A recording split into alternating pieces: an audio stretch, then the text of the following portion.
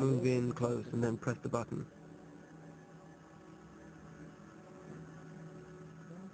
أرجوني كبسة قالوا لي بس They showed me the button. اتصال المنطقة الذكية عن هدف They said that اتصال كبسة توكل once I على reached the target, I should press the button and, God willing, إن شاء الله أنت فوق I would join God.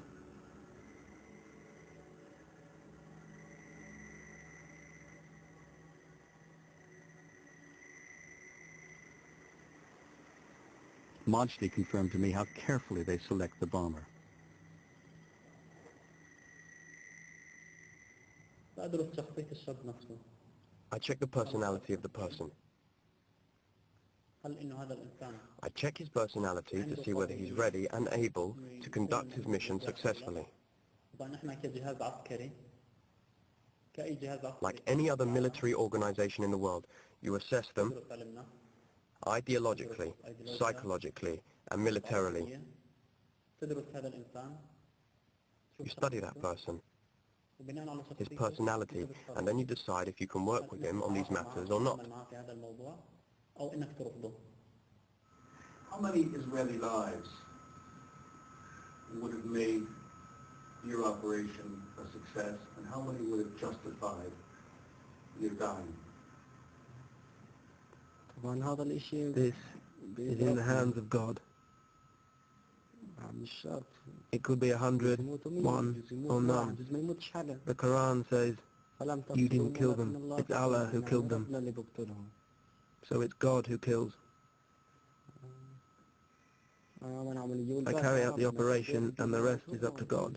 He might kill them all, or kill none of them. He might leave some mutilated. It's God's decision how many die. So Amir is the perfect weapon, a man without a conscience.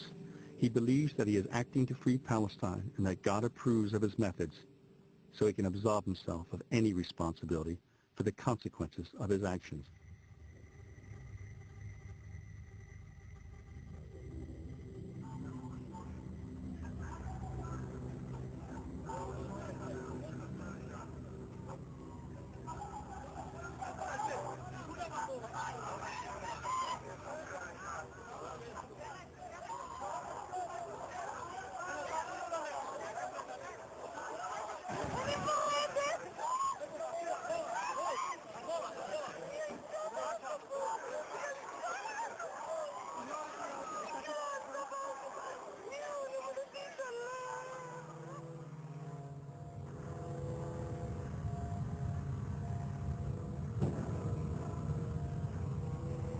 The oppressiveness of life in the West Bank makes the recruiter's job very easy.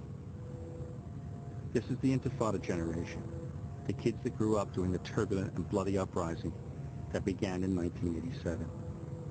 It lasted 6 years and certainly lives on in the hearts and minds of the children who experienced it.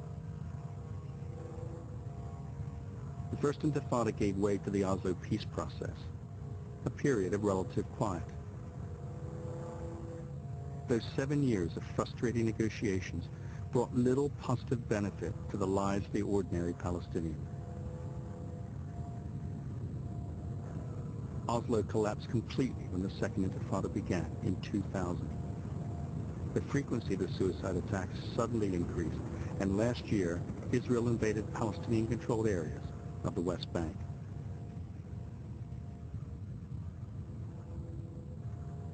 "15 years of violence and dashed hopes have shaped the outlook of every young Palestinian, creating anger and despair in equal measure."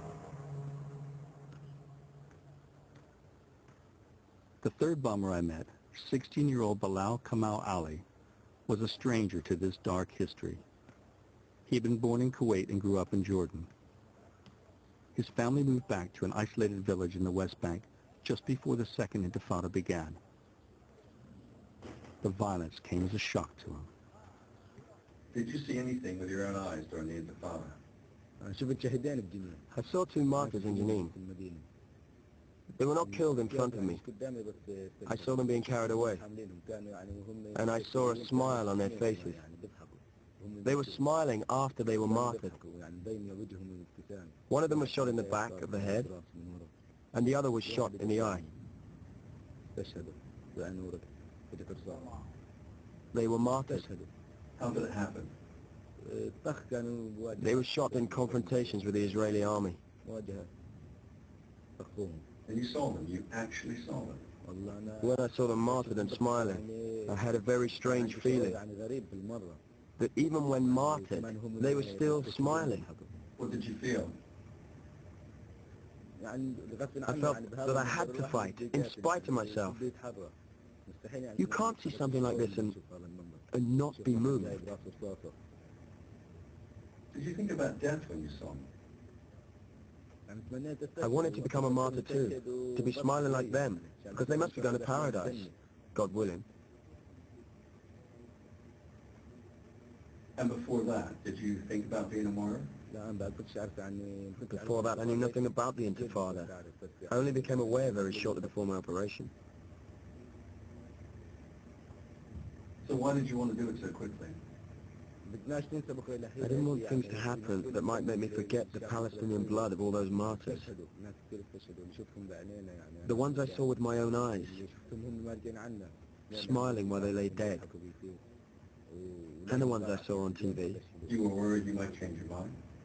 Yeah, I was worried I might change my mind. What happened next? And why didn't you explode the bomb? I've been reflecting on this for some time. Someone came and asked me if I wanted to carry out an operation, and I agreed.